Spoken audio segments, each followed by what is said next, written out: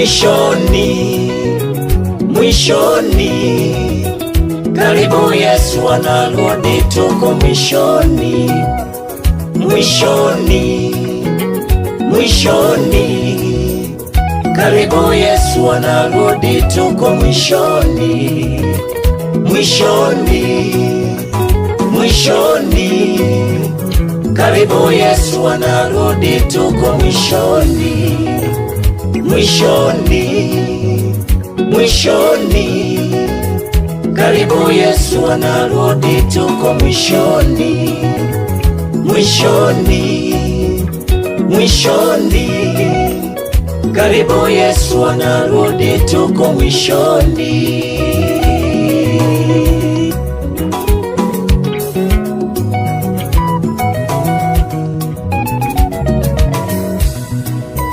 Unyakuo umekaribia, kaeni tayari, Yesu anarudi. Neno la Bwana limenijia likisema Yesu anarudi, na maandiko yamethibitisha yakisema Yesu anarudi. Unyakuo umekaribia, kaeni tayari, Yesu anarudi. Neno la Bwana limenijia likisema Yesu anarudi, na maandiko yamethibitisha yakisema Yesu anarudi. Mwenye masikio na asikie maneno haya Roho ananena, tuko mwishoni.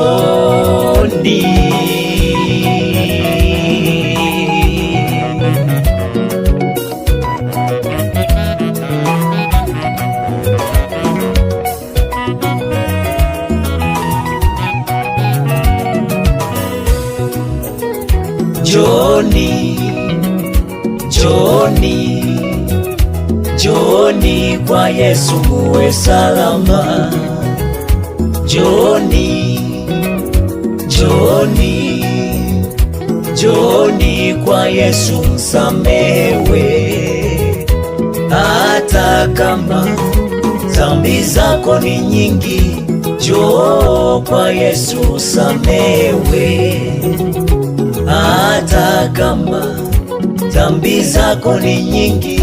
Njoo kwa Yesu usamehewe. Achana na dunia, yaache ya dunia, maana hayo ni ubatili mtupu. Achana na dunia, yaache ya dunia, maana hayo ni ubatili mtupu.